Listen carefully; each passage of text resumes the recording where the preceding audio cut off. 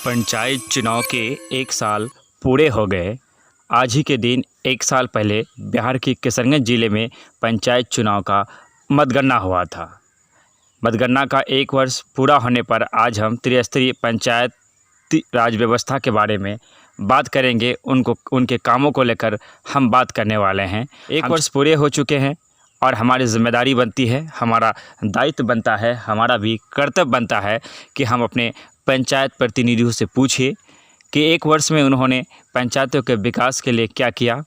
इस 1 वर्ष में उन्होंने पंचायत द्वारा कितने कार्य किए। हमारा फ़र्ज़ बनता है कि हम अपने प्रतिनिधियों से बोले कि वो रिपोर्ट कार्ड पेश करें कि किस पंचायत में इस साल भर में क्या क्या कार्य उनके द्वारा किया गया। ये हमारी ज़िम्मेदारी और कर्तव्य बनता है। बिहार सरकार पंचायतों को बहुत सारे फ़ंड देते हैं। कई ऐसे योजनाएं हैं जिनके अंतर्गत पंचायतों को फ़ंड दिया जाता है। मनरेगा, 7 निश्चय, 15वीं वित्त आयोग, षष्ठम आयोग इत्यादि योजनाएं पंचायतों में दिया जाता है। इसके अतिरिक्त प्रधानमंत्री आवास, वृद्धा पेंशन इत्यादि चीज़ें पंचायतों के ही द्वारा किया जाता है। ऐसे में एक सवाल बनता है कि जब पंचायतों को करोड़ों के फंड सरकार द्वारा दिया जाता है, बावजूद इसके आज हमारी गांव की जो हालत है वह खास्ता क्यों है। कहीं ना कहीं इसके लिए ज़िम्मेदार हम भी हैं। चूँकि आज पंचायत चुनाव के 1 वर्ष पूरे हो गए हैं, हम आपके भी इस बात को रखना चाहेंगे कि एक कानून बनाया गया, सूचना का अधिकार अधिनियम 2005। हम चाहे तो इसका इस्तेमाल करके भ्रष्टाचार और रिश्वतखोरी पर अंकुश लगा सकते हैं। हम इन्हें जड़ से ख़त्म तो नहीं कर सकते, लेकिन अंकुश लगा सकते हैं। हमें चाहिए कि हम युवा सोशल मीडिया का प्रयोग तो करते हैं।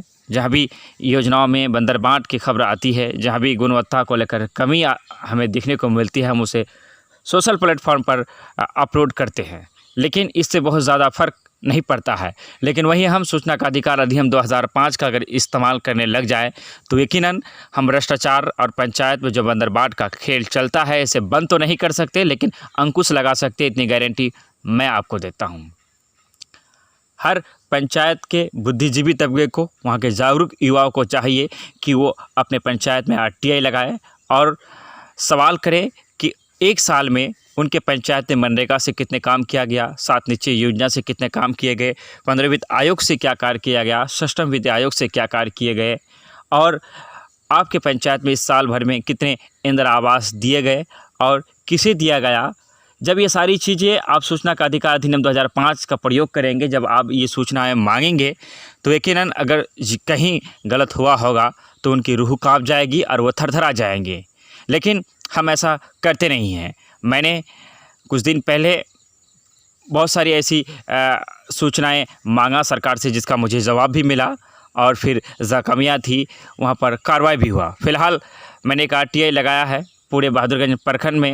अब तक 1 वर्ष में कितने इंदिरा आवास दिए गए और किन आधारों पर दिया गया, सारी चीज़ें मैंने लगाया है। हम चाहेंगे कि आप भी जिस पंचायत से हैं अपने पंचायत पे आरटीआई लगाए। तमाम कामों के लिए आरटीआई लगा। अगर आपको आरटीआई लगाना नहीं आता हो, अगर आपको कोई दुविधा प्रकट हो, तो मैं अपना नंबर बोलना चाहूँगा। आप मुझे बिना संकोच संपर्क करें। मेरा नंबर है 62 03 83 45 97 62 03 83 45 97।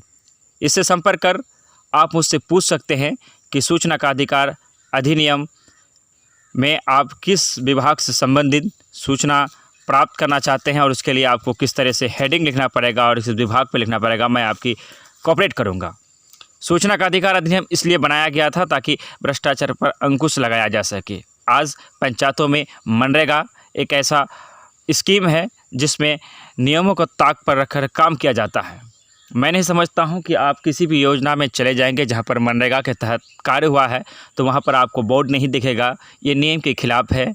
बहुत सारी ऐसी चीज़ें हैं जिसे जानना हमारे लिए बेहद ज़रूरी हो जाता है। चूँकि गाँवें और पंचायतें तभी विकास हो सकता है जब वहाँ के जनता जागरूक होगी, जब वहाँ के वो युवा जो जागरूक हैं वो आगे बढ़कर कार्य करेंगे और हम प्रतिनिधियों से सवाल करेंगे। किशनगंज के मैं तमाम पंचायत प्रतिनिधियों से ये सवाल करना चाहूँगा कि इस 1 वर्ष में आपने क्या किया।